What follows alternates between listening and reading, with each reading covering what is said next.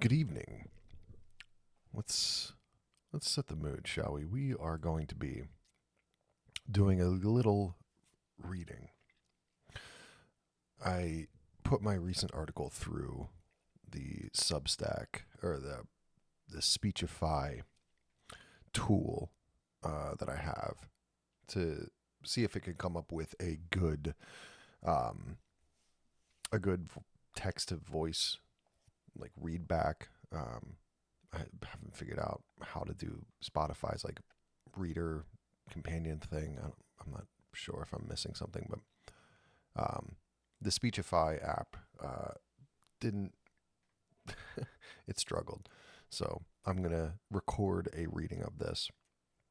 This is a topic I think I'd like to spend some more time on. Um, Hopefully, I can line up a few guests to talk about it, but for now, this is just the reading.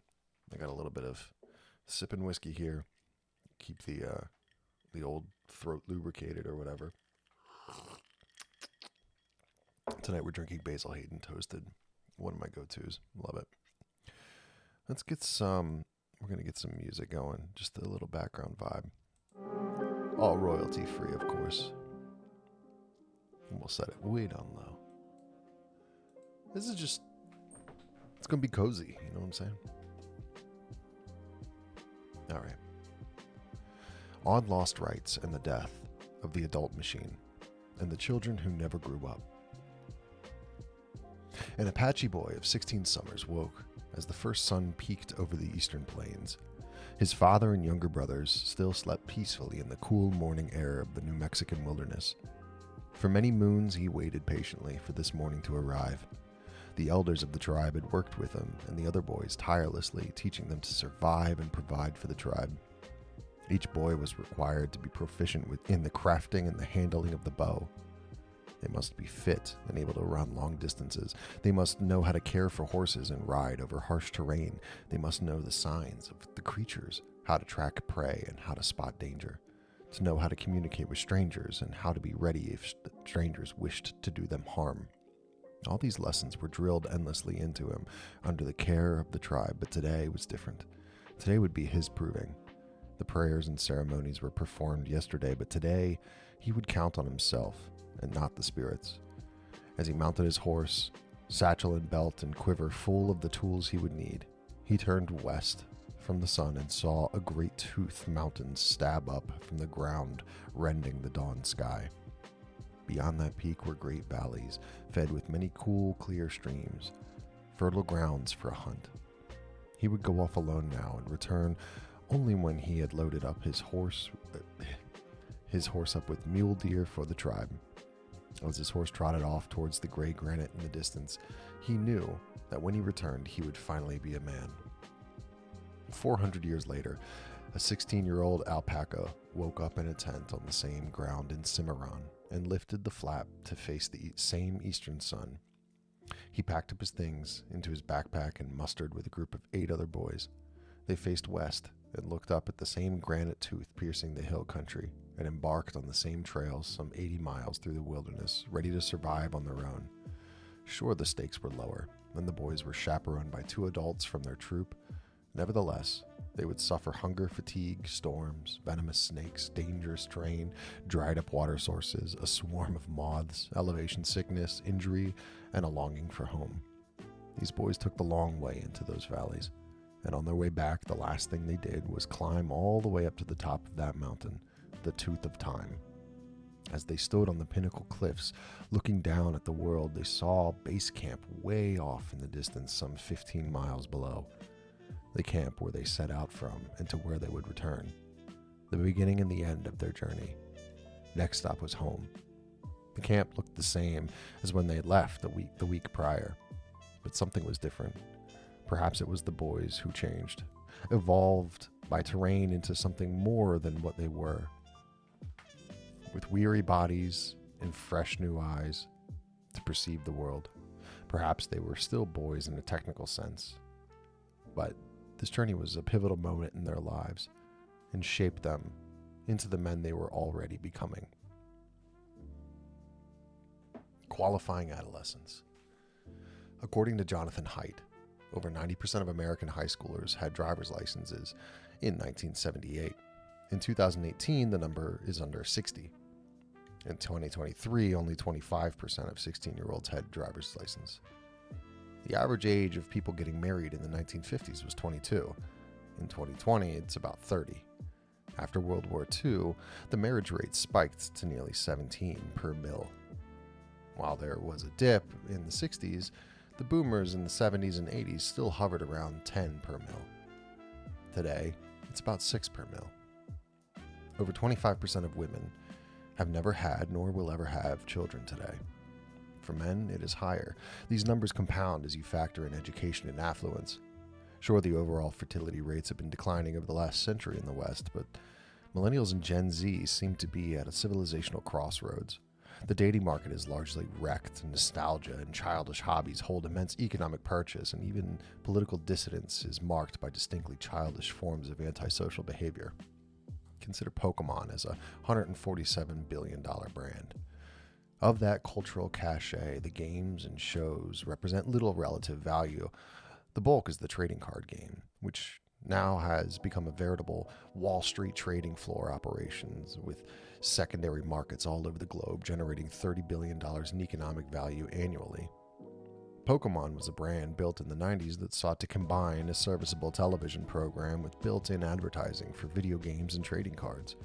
In 1999, a federal class action suit was filed against Pokemon, Wizard of the Coast, and Nintendo America with the intent of curtailing their enticement of children to become engaged in gambling and failing to separate the TV show from their advertising. The lawsuit ultimately settled, but one must wonder if the enticement and the programming worked, as convention centers are filled nearly every weekend across the country with people 25 to 45 years old clamoring to spend significant percentages of their disposable income on packs and slabs of their favorite make-believe battle monsters. Over the last 15 years, significant investment was made into the genre of superhero movie. With plots ripped from old comic books, the nostalgia and spectacle drew in millions of watchers and netted DC, Marvel, Disney, and Warner Brothers. For a solid decade, they could crank out a CGI movie about some unknown Marvel hero with a B-level cast and terrible writing and still make $200 million in the box office. Why? And why were so many of the most successful Marvel movies PG-13 and R? Because the target audience was not minors. It was children with disposable income.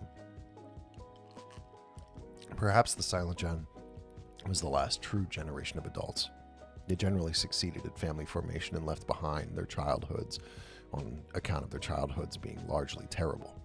To fully exist as adults, their children, the boomers, were perpetual children to a large extent, at least in their rebellious attitudes towards the norms and traditions of Western culture and religion. Yet, the boomers were able to pantomime their way through adulthood, carried by the economic largesse of the post-war monolithic U.S. empire. Gen X was largely left alone to raise themselves as the first latchkey kids, but they were passed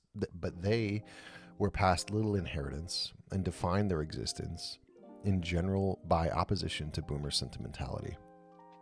However, the seeds were planted, and civilization failed to maintain the machinery required to produce fully formed adults, and rust was starting to form. Today, millennials and Gen Z are mostly comprised of perpetual adults. The last bastion of adult-making machines have broken down fully. Even marshal service has become something of a daycare for unhappy minorities and women. Even with the few and the proud Marines, they're filled with women screaming HR platitudes to placate the sensitivities of the forever young. The Greco-Prussian martial traditions of elevating competence, courage, virtue, and heroism have given way to a French bureaucratic methodology of administrative saber-rattling by effete political striver generals, followed by throngs of paycheck-seeking box checkers. How did this all happen? What is an adult? I'm presently working through Jonathan Haidt's The Anxious Generation. While there's plenty here of which I am unconvinced, I am finding the underlying presentation of sociology with developmental psychology insightful. From the reading, one can generate a reasonable working definition of, quote, adult. An adult is a person that is capable of self-sacrifice and hardship in order to achieve his or her telos and instantiate their position in the world, finding fulfillment. An adult is marked by certain traits. Taking responsibility for oneself. Adults are expected to solve problems rather than rely on others to remove every obstacle or source of discomfort. Emotional self-regulation. An adult can experience anxiety, disagreement, failure, or offense without becoming overwhelmed or expecting institutions to shield them. Independent judgment. Adults evaluate claims, tolerate ambiguity, and think critically instead of relying on authorities or peer groups to determine what they should believe. Resilience through experience. Adults become stronger by confronting manageable risk, setback, and conflicts rather than avoiding them. Moral agency. Adults make choices and accept the consequences of those choices in recognition of obligations to others. And participation in real-world communities. Height often contrasts the, quote, real world, workplaces, neighborhoods, civic organizations, families, with highly mediated online worlds that can delay adult development. Adults are able to see past their own present desires and make progression towards a larger goal outside of self-actualization. Children, by contrast, are largely predisposed towards eschewing these traits. In my work as a manager, I see the contrast plainly. Children refuse to take responsibility or ownership of a task or duty. If they fail, it is never their fault. It is, if someone else succeeds, it is not through their effort, but through luck. Children become flustered and frustrated and emotionally dysregulated even by the most minor setback or inconvenience, especially healthy criticism. Children never want to think for themselves and much prefer to delegate judgment where possible. Children refuse to adventure into unknowns, thus limiting their growth potential in exchange for comfort. Children are never at fault for anything. They are always victims of circumstance or fate. Children form friend groups around proximity or shared interests, rather than collective goals. You could probably think of plenty of examples of people in your professional nexus that exhibit two or more of these childish traits. Susie, who has a tearful breakdown every time the copier doesn't work correctly, or Daryl, who storms out of the office because he is mad at his fantasy football league. Hell, these traits may describe you. So how do we make adults? The answer is hardship. At some point, humans must be taught a willingness to sacrifice. Historically, this has been accomplished by putting children through formal and informal rites of passage. Describing the machinery. Coming-of-age comedies since the 80s have tried to depict what post-Christendom adult-making machinery should look like. I would argue that a clumsy virginal foray into pornography, intercourse, and substance abuse are insufficient marks of an adult. We have qualified these activities as, quote, adult in bookstores and movie ratings, yet one mark of being an adult is discernment as to whether that which is available to you is beneficial or detrimental. Darker ends of the cultural coming-of-age stories depicts a spiral into addiction and prostitution and sleeping with a friend's parent. Lighter ones depict an epic party, some coordinated prank, or the first college experience as some sort of necessary conquest in order to become a man. In all of these cinematic depictions, the rite is a matter of ubiquitous consumption. You must partake in the consumption of this vice or of this flesh to find out who you really were. The consumption as an act of true self-actualization and realization. How convenient that enlightenment can be attained through pure selfishness. Just ignore the product placement advertising in every single shot of the movie. At the turn of the 20th century, anthropologist Arnold van Gennep wrote Rites of Passage, in which he observed that we can qualify tripartite structures of children, particularly males, transitioning into adulthood via ritual. The separation phase. Adolescents are removed from their parents and their childhood habits. A transition or liminal phase. Non-parental adults from the child's tribe guide the adolescent through a series of trials, challenges, or ordeals. In the reincorporation phase, a celebration or ceremony in which the tribe welcomes the new man back into society with the privileges of an adult, even if years of further instruction are contemplated. You will note stark contrast here from the media depictions. This is sacrificial and costly, not consumptive. The adolescent must give up childlike dependence on family for his care, undergo relative danger, and become awakened to his place in the world. Further, the rites are guided and ordained by the tribe, not surreptitious or secretive. The reward is spiritual and personal fulfillment, ingratiation into the functions of the nation, not material or temporary. The Blackfoot tribes in the Great Plains had a clear example of the contrast. Under the care of the tribal elders, the teenager would venture out to a sacred site, fast for 4 days in prayer, and gain a vision from the Great Spirit as to what his purpose and role within the community would be. What would Western man look like if his life had been punctuated by guided trial and achievement rather than the accumulation of vice? Perhaps this fixation on consumptive behavior as the primary training regimen for American men has a stunting effect on development. Of course, there are other forms of proxies that can exist. We can imagine the archetype of the peaked in high school man who was captain of the football team when they won the big game. He went through the trials and sacrifice and camaraderie of practice and performance on the field. However, he now has a mediocre job and returns every Friday night to tell some poor sap in the bleachers about that time he was a hero. On the other end of the spectrum, in my experience, are the men who came back from GWAT and were never fully comfortable being home. They joined up with noble intentions to serve their country and went through the trials and ceremonies of becoming a man in the U.S. Armed Forces and got spat out into some desert shithole. Their service was marked by often confused or contradictory objectives. Their effectiveness as a soldier was bureaucratically stifled for seemingly no reason. Their service was marked by long periods of boredom with stochastic intervals of extreme violence and loss. They returned home, unable to adjust to the normality and licentiousness of modern American life. In both cases, Van Gennep would say these men were stuck in the liminal phase, unable to transition because the tribe either lacked the means or the will to reintegrate them into a suitable place in the social hierarchy. I am by no means a paragon of traditional masculinity, but this essay should serve as a lament for the machinery that I feel was effective in my transition to manhood. I am a fourth-generation Eagle Scout. Throughout scouting, there were several punctuating points in which boys were tested, then allowed to reintegrate into a new strata of the hierarchy. When you first start, you cross over from Cub Scout to Webelow. You are no longer a little kid, but a boy in the troop with a responsibility to accumulate knowledge in order to help your troop and your patrol succeed at various objectives.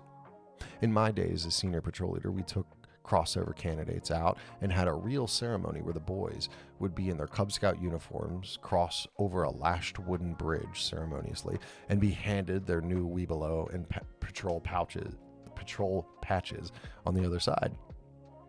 Once the weebs had achieved the basic understanding of survival and organizational skills, they would be tested for first-class rank.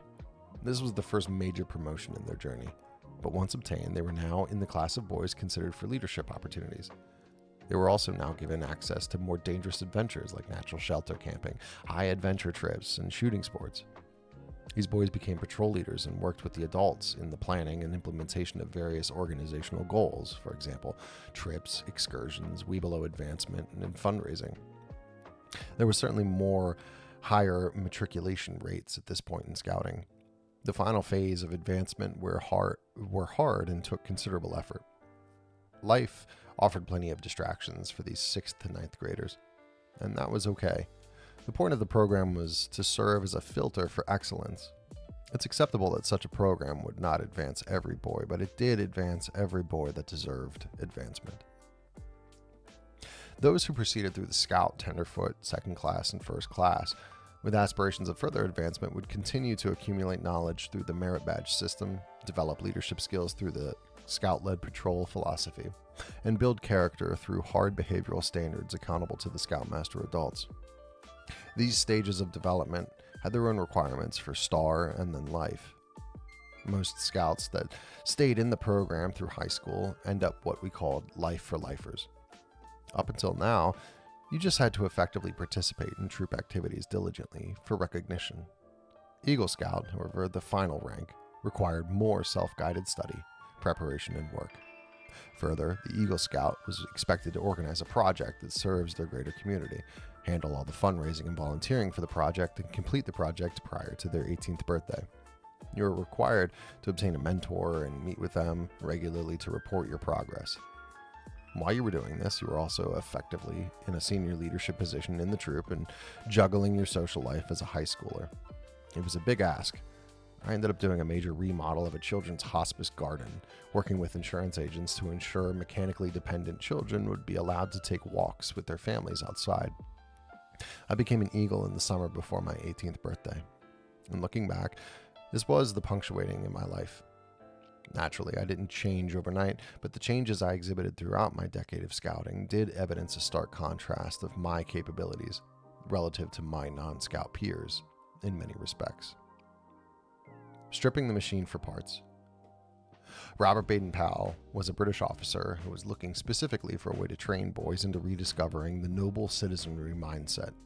He found inspiration from Ernest Thompson Seton, a Canadian who developed a program called Woodcraft Indians. Seton observed, as did Van Gennep, that primitive cultures retained these age-gated systems of advancement within the tribal framework. Seton sought to develop a program that achieved similar ends through recreational outdoor activity. Seton served on the founding committee of the Boy Scouts of America and endeavored to retain much of the native cultural influence on the program as a source of heroic inspiration. Eventually, Seton fell out with Baden-Powell over the military influences in scouting and thought, quote, "be prepared," as our motto, was an invective for wartime preparation, which would betray the spirit of the Woodcraft Indian program. It was a contamination of tribal initiation with administrative military logic and continental martial managerialism. The two forms lived in tension throughout the life of the BSA, and I remember the strain. Troop meetings were highly Prussian in routine: muster, calls, study time, planning meeting, game, closing ceremony. It was all heavily regimented in contrast to the inevitable chaotic scurrying that occurred at the monthly campouts. However, I see the benefit of both providing structure and freedom to boys seeking a call to manhood. Baden-Powell invariably pulled from multiple sources, not just Seton. His influences spanned from Epictetus to Livy to Pestalozzi to Jan's gymnastics movement, a unique blending of primitive and the progressive that specifically worked in shaping the Anglo child towards a world in which he could still be called to adventure while simultaneously working towards maintaining civilization. It was a precise synthesis of multiple ideas manifesting in a system of tested competence and structural recognition. Yet it was not as rigid as grammar school, where advancement was purely based on a clock and recitation of trivia.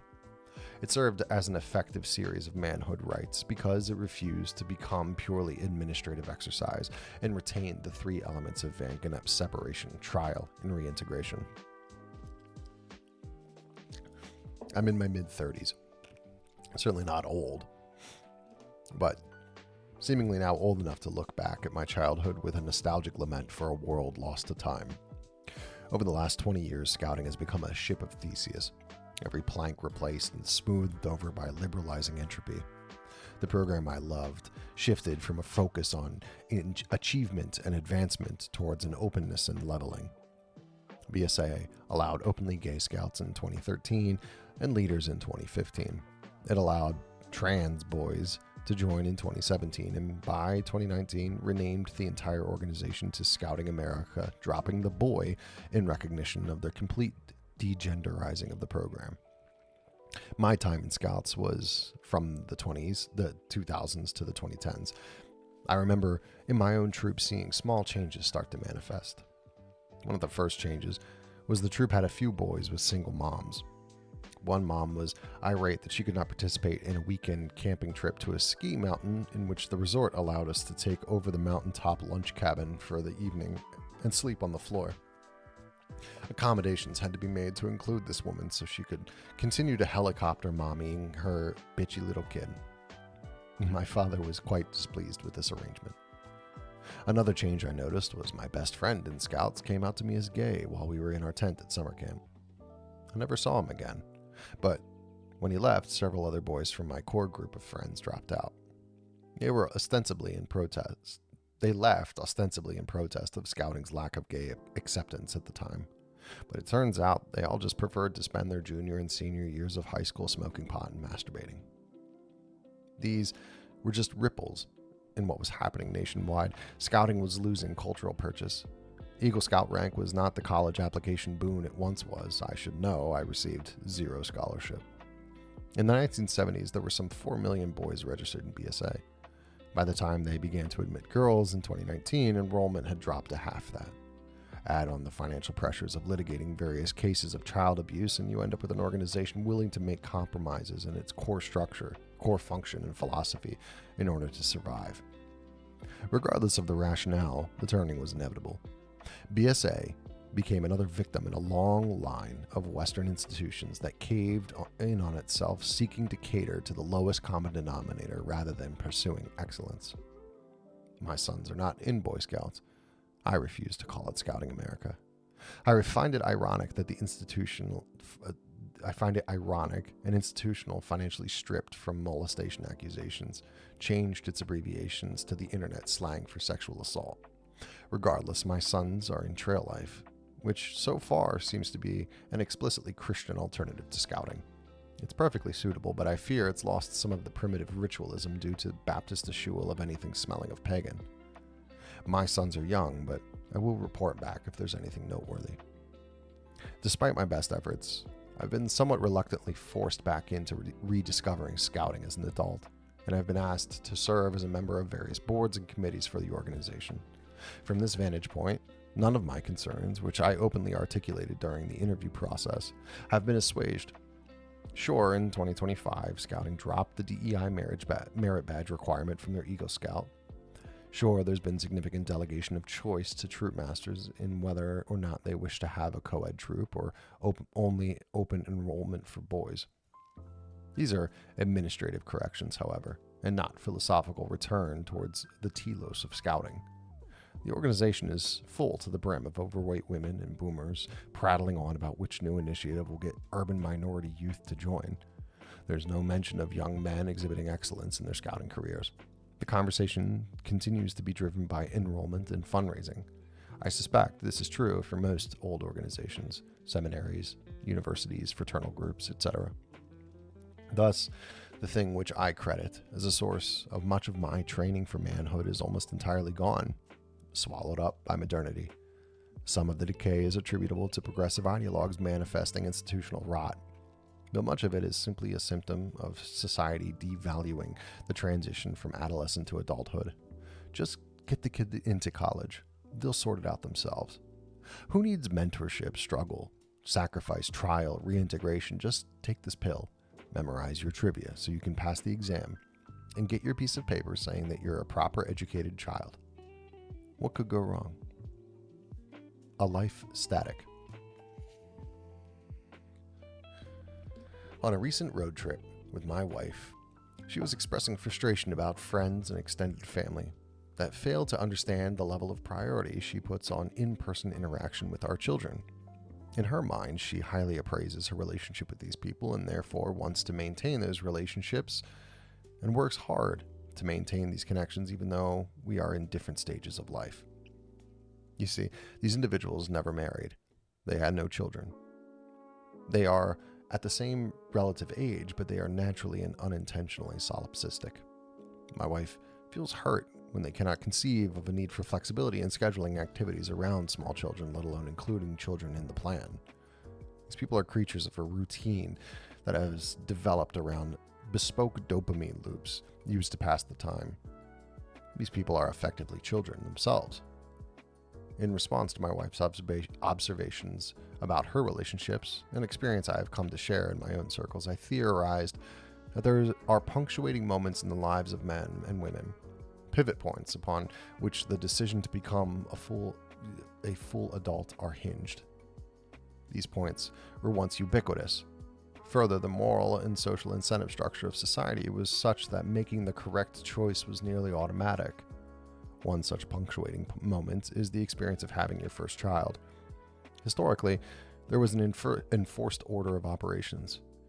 If you had not experienced the preliminary punctuating step of marriage, then social incentives pushed you towards reconciling that defect. Example, shotgun weddings.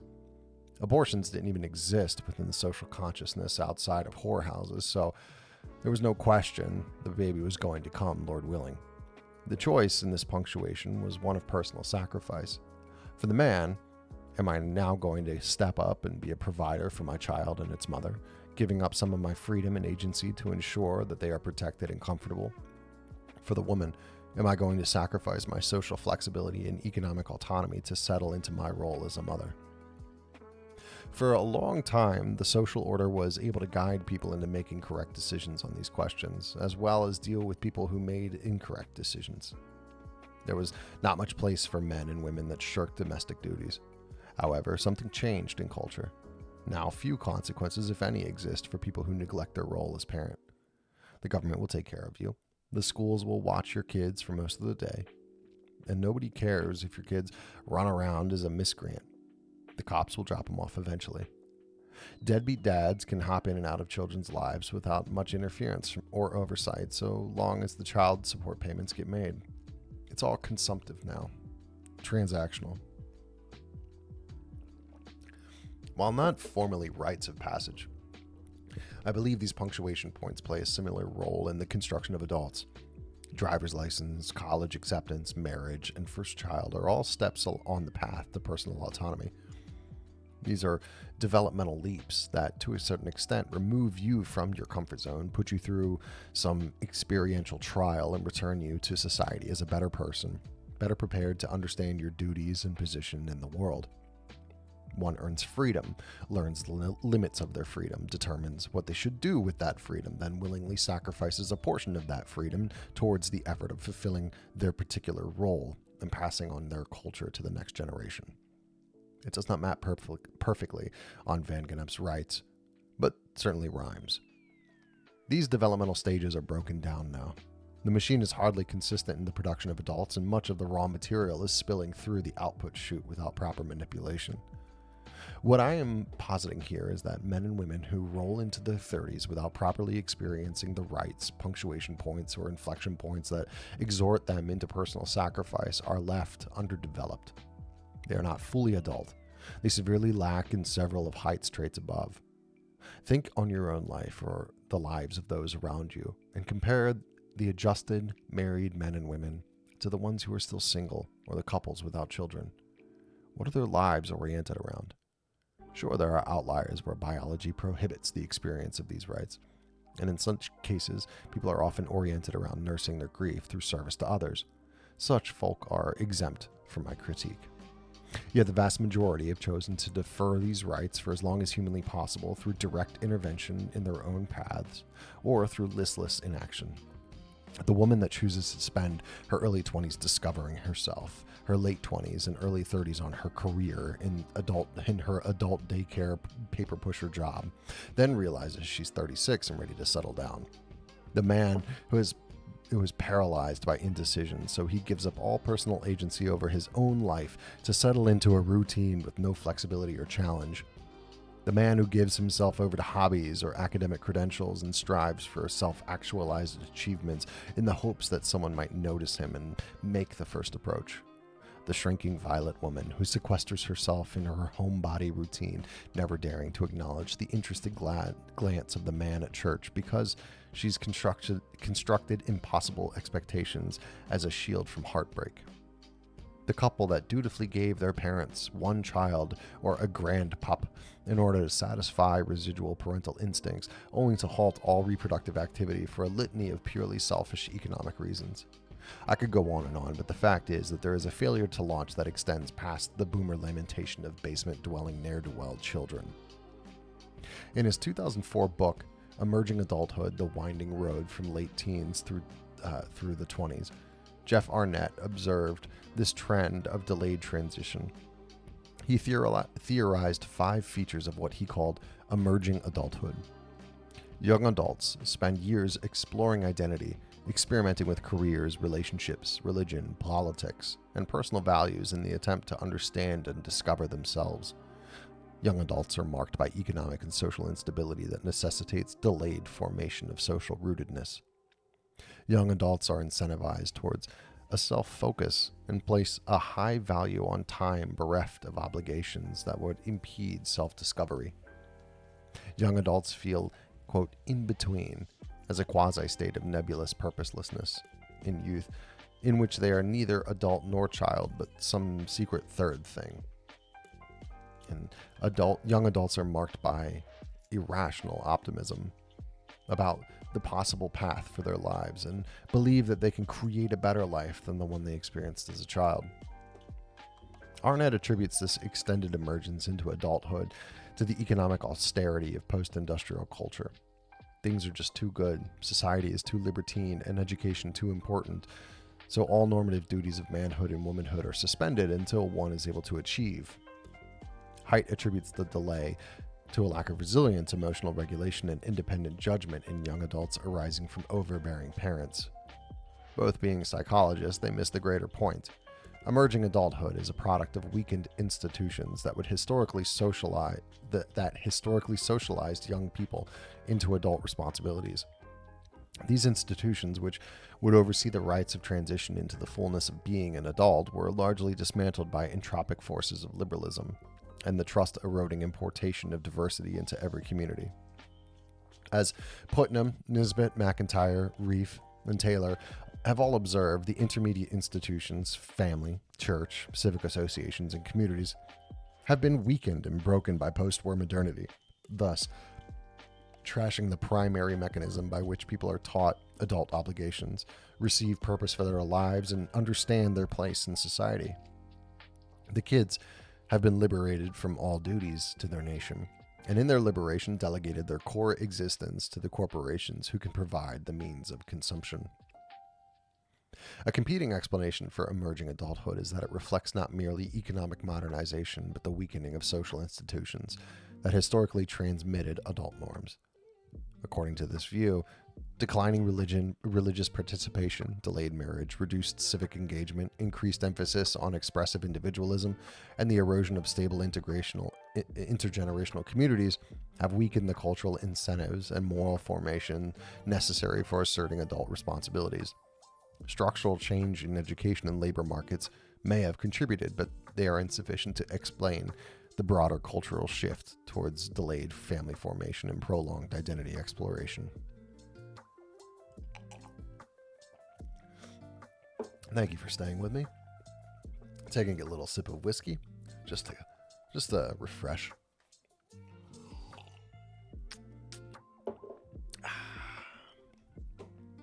Shall we continue?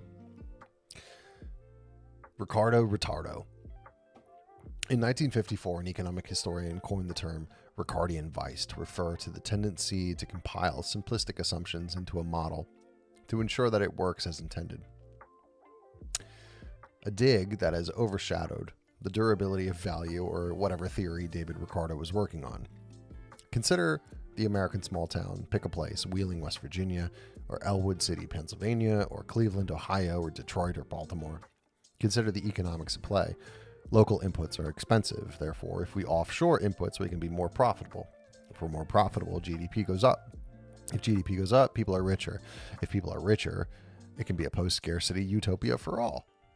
Discounting modern monetary theory or the endless generational leverage expended wastefully in maintaining the boomer standard of living, was this theory correct? These trade arrangements to mobilize the entire world as one cohesive production vertical were just a part of the free market at work. It's price discovery. Are there costs we forgot to include in the spreadsheet? Is there someone we forgot to ask? Once the door was open, industrial America rushed headlong into maximized economic efficiency.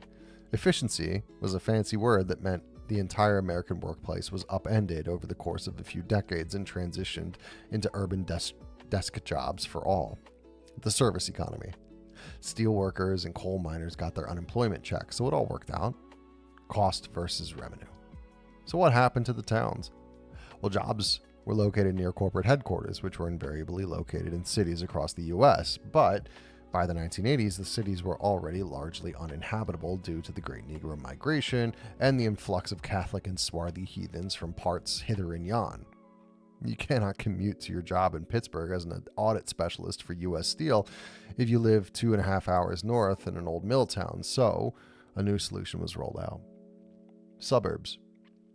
These were places where the newly minted middle class could commute to their soulless corporate jobs without having to experience the blessings of urban living. They'd pull out of the garage, go to work, go home, pull into the garage, and that was their day. No more walks to the grocer or strolls downtown for festivals. Garage to garage, ashes to ashes. Did the transition to suburban life increase feelings of belonging to a place or a feeling of responsibility to a people? Or did it rather provide cultural incentive to abandon community in favor of economic security and safety?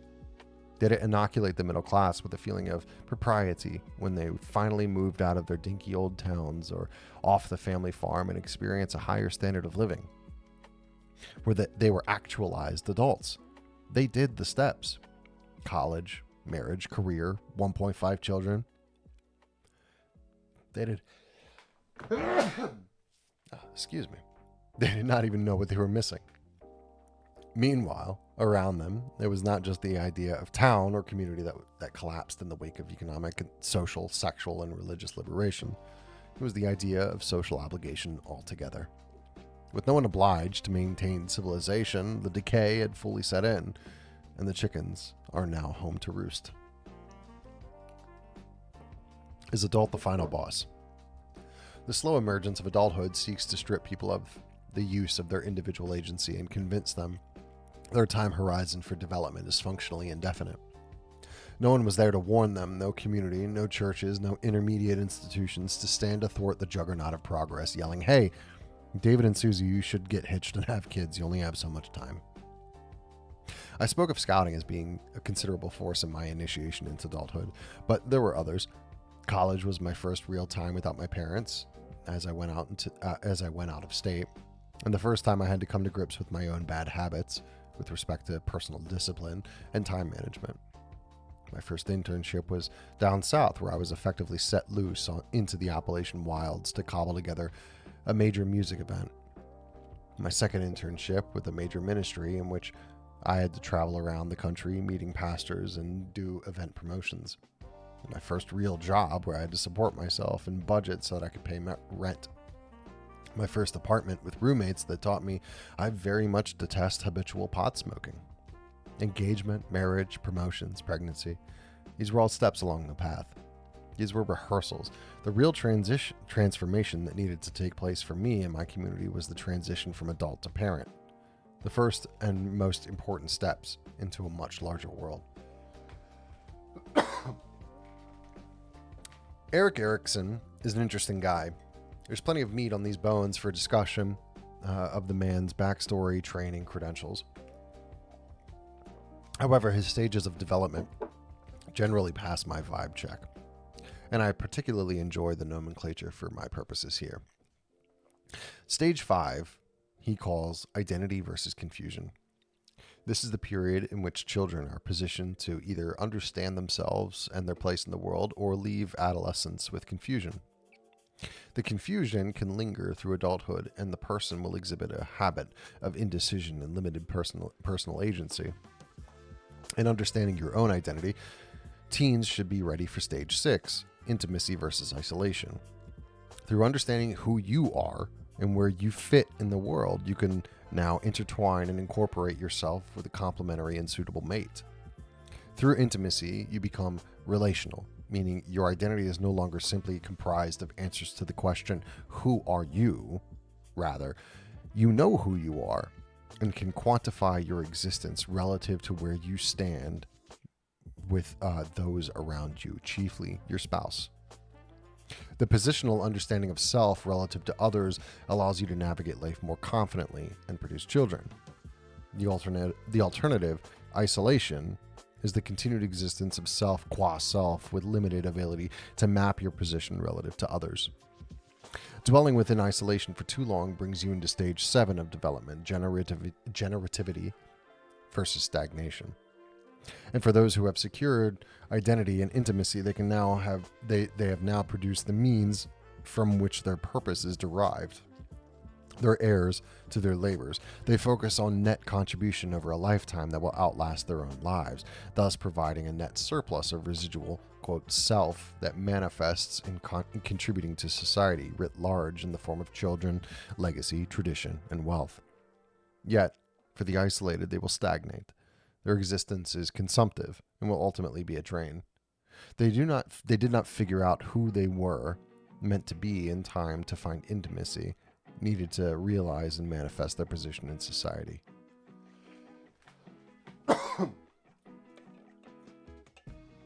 Little sip. Get a little sip of the water. The ritual training for adulthood, the act of securing a spouse, and the determining the economic course of your life are simply insufficient destinations unto themselves. There is a need for contribution of permanence, a cultivation of legacy. It is within this time horizon an adult learns the necessity of sacrifice, to give something of themselves towards a shared purpose and a nurturing of something that will outlast you. Plenty of marriages fall apart in stage 6. Intimacy between two individuals is often inadequate to ensure marital stability. Many new isolated individuals are minted every day as their relationships fall apart. As Brad Wilcox has stated, intimacy is not simply chemistry, but rather commitment. Marital quality is predicated upon a mutual agreement of shared purpose towards legacy. As fully actualized parents move into later stages of their life, they are more satisfied and less often divorced, dramatically less likely to be poor, and will ultimately retire with enough assets to leave an inheritance.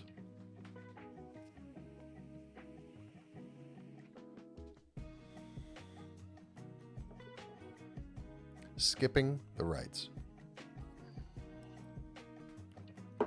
What does life look like for those who shirk the transitional rites into adulthood? Based on conversations I've had with perpetual children, their existence is shallow. The perpetual adolescent has little to claim as purpose for his or her actions outside of satiating a need to fill time with consumptive activities and brand affiliations. Relationships are built from convenience, shared expenditure and preferences, and overlapping media interests.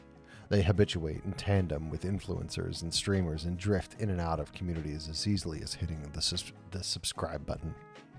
Which you should do, by the way. Hit the subscribe button. This is perhaps my biggest gripe with modern adulting folk. It's just habituated meaningless. More frustrating, you can explain it to them and work with them to realize a life they actually want, filled with purpose and relationship, and they inevitably fall back into whatever comfortable habits that cause their misery. They will fall back into excuses and claim to be victims of circumstance. Unfortunately, to a large extent, they are correct. There was a point where I would refer to Baumeister and Waller's sexual economic theory and provide a chart showing how hypergamy is ruining dating market. The truth is, fewer people are even having sex than generations prior. Intersex communication is the new sexual premium. Swiping apps has given most single women a horrifically inflated view of their sexual net worth, and online striver cultures has depreciated the value of normal guys in their own mind. The rules of propriety for courtship perpetually change based on high schoolers' technological preferences, to the point where a phone call to proposition a woman for a date is a severe faux pas. You have to get her Insta or her Snap or do some bullshit monkey show in her DMs before maybe getting her actual phone number so you can simply text her, but don't call. It's all so performative and female-driven and gay. But for the single people in their late 20s and 30s, what options are there? The normal places where you would meet the opposite sex are wastelands. The towns are dead, the cities are filled with insane people, the suburbs are marked by flock cameras and locked doors to ensure you stay home consuming. Social clubs are essentially affinity groups for some vapid brand-affiliated activity like pickleball. And the church people? Don't get me started. The stories I've heard from earnest men looking for compatible women are absurd. I started visiting other similar churches in my area looking for eligible women, and my pastor put me on church discipline. I talked to some older men who have known me my entire life to see if they had anyone that would set me up. They would set me up with, and they invited me to the men's Bible study. I joined a Christian singles group and really hit it off with one girl, but she found that I was Confession of Reformed Baptistarian and not Reformed Confession of Baptistarian, and ghosted me. All that besides, why attempt to seek companionship at all? I have Pokemains stream up. I'm in her chat blasting people with my best Peepo stickers. Plus I have my Discord group and we're going to play League of Legends 9 hours this evening. And if all else fails, I can always just jerk it to increasingly shameful pornography until my soul is numb enough that I can fall asleep. I can restart the dopamine loop tomorrow. I'm sure there's a female analog to this, but I'm not going to expend the calories trying to envision it. The point is, it's rough out there.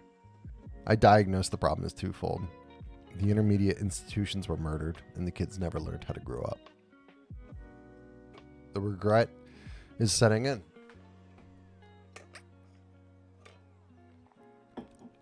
Not the regret of you reading this essay. The regret of choices made and opportunities squandered by a desire to follow Pan to Neverland. Sylvia Hewlett performed a fairly comprehensive survey in 2008 modeling the burgeoning trend of successful childless women being confronted by the biological realities of trying to conceive later in life. When the realization hit home that even with IVF, only 3% to 5% of women over 40 are able to conceive, they're devastated. Sure, the female psychopath who chose to be a lonely old shrew at the top of the office park building is chuffed to death at her company car and $350K per year salary.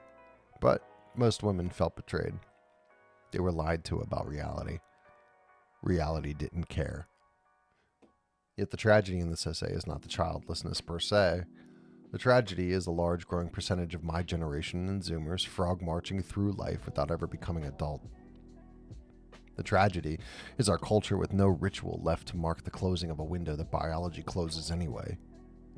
The cruel passage of time that has come from my peers, my friends, and my family. A genetic filter. With respect to white birth rates, I've often said that we are now selecting for completely different traits than our immediate predecessors. The ability to navigate bureaucratic existence, express sensitivity towards effeminate concerns, generate cash flows, and handle administrative tasks are no longer sufficient to secure offspring. The world has changed. The white breeders are now charismatic, confident, autodidactic. Their chief trait is becoming disagreeableness and defiance towards a general cultural milieu of consumptive existence.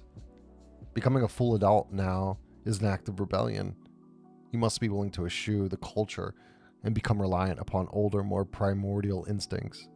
Different times, different breed. Objection. But alpaca.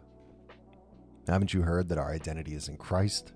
Surely you're not saying that being a born again Christian that loves Jesus is insufficient source of identity and maturity. I hadn't thought about that. How very incisive. Thank you, imaginary proxy, for every stupid and weak pastor I've encountered. But sadly, no. Sure, there are men, and probably only men, who are called to a monastic existence in service of the church. Yet, these exceptions do not prove the rule. In fact, they reinforce it. The normative course of adulthood in Scripture follows Erickson's rights. Obey and honor your parents. Grow in wisdom and maturity. Leave parents to cling to spouse. Put away childish things. Be fruitful and multiply. Repair or rebuild. My thesis has been that the civilizational machinery that it transitions children into adulthood is broken. So what now? I recognize the stark limitations of my influence and power, so I try to bifurcate my prescriptions into two categories. The macro, the ideal philosophical, political, sociological trend I would advocate in the abstract. And the micro, the actionable individual and community advice that I intend to implement in my own life to the extent possible.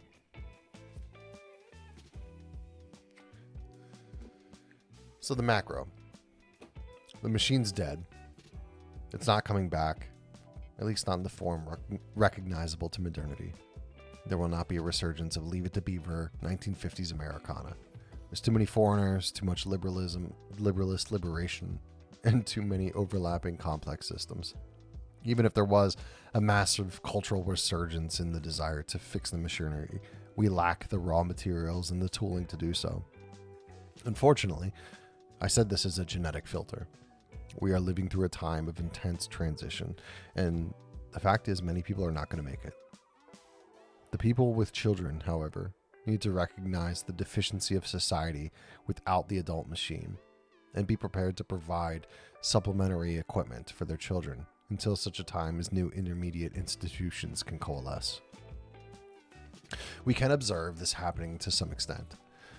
The temporary supplemental machinery will comprise the creation of small-scale organizations with the express purpose of ensuring their children are provided punctuated moments of transition throughout their transition into adulthood, and offering a venue and incentive for early pair bonding and family formation. This is taking the form of purpose-built churches and countercultural denominations that forego the social club programming of modern evangelicalism for intentional and purposeful fellowship. We can see it in the rise of parascholastic organizations like co-ops and in the growing trend of intentional communities. You can also see it in the growing realization that the value proposition of a college degree is waning. We are truly pioneers and trailblazers, laying foundations for generations unrealized. However, I'm hopeful in the burgeoning recognition of urgency for drastic change that is growing among parents. The micro. For parents, you're going to need to develop a strong sense of intentionality and a training regimen for your children. You must inculcate them with a desire for family formation and supplement with groups and organizations that can help towards the incremental steps of development into adult. You must commit to an intergenerational project with your spouse and stay focused on and involved in your child's development. You must prune your friend group and form community around fundamental values, speak openly with other parents, and be ready to supply your children with viable dating options. We cannot afford to be hands-off with mate selection as our parents and grandparents were. Further, parents are going to have to test their children. The anxious helicopter parenting is going to have to give way towards organized formal rites. Perhaps a high country hunting trip with men and boys in the church, or some other risky activity that challenges boys and places them into situations of controlled danger among the men of the tribe. Mothers will need to begin including daughters in domestic rituals and play an intimate role in preparing young women to be suitable spouses. This is going to require uncomfortable conversations with members of your community. Dare I say, the members of your church will have to fellowship and disciple with one another into living successfully as to make the nations jealous. For single men and women to whom this essay is undoubtedly grating, you have to decide what you want. Do you want relationship, marriage, children? Do you want it enough? What would you be willing to sacrifice to obtain it? I have said that the culmination of becoming an adult is the realization of the value and necessity of personal sacrifice. So what are you willing to sacrifice to build the life you want? Would you break out of your habituated comfort and take on an endless series of new experiences with the goal of placing yourself in proximity to marital candidates? Are you willing to work less? Are you willing to have uncomfortable conversations with your parents and friends about your desire to find a spouse and ask them to help you? Are you willing to move if all your prospects have dried up in your immediate area? Are you willing to switch careers to something that gives you more time or more proximity to available women? Are you willing to lose weight and make yourself as attractive as possible? Are you willing to change anything about yourself at all? I have a friend. We'll call her Audrey. Audrey was always very insecure about her looks. She struggled with severe acne well into adulthood. Her parents couldn't afford braces, so she rarely smiled to hide her somewhat cattywampus teeth. She was a virtuous and very sweet Christian girl, meek and kind, but also shy. She was heading into her 30s alone, depressed, and overweight. At some point, she made the decision that she was sick of it. She lost weight, she dressed nicer, and worked hard to develop soft social skills and come out of her shell. She hopped on Bumble and expanded her search radius as wide as possible and started generously considering potential suitors. Robert was in his mid-30s working a dead-end job, living in a country town, commuting and doing anything to fill his time. Robert was divorced from a very brief marriage that ended upon the revelation of his ex-wife's infidelity. He was tall but lanky, thick glasses and angular features. His hope in finding someone was waning, but he did his best to put himself out there and be ready if he identified any opportunities. One day, he got a message that Audrey had matched with him. They started talking and he drove 250 miles to take her on a date. It went well. They kept talking. He drove to pick her up again. Soon, they started meeting halfway. Soon, she was driving to meet him. I played music there for their wedding a few years back. Robert moved to be close to Audrey's family and changed careers to something he actually enjoyed. They have a young child now with another on the way. Neither Audrey nor Robert had any expectation that they deserved this life. They made it happen with diligence, flexibility, prayer, and help from friends.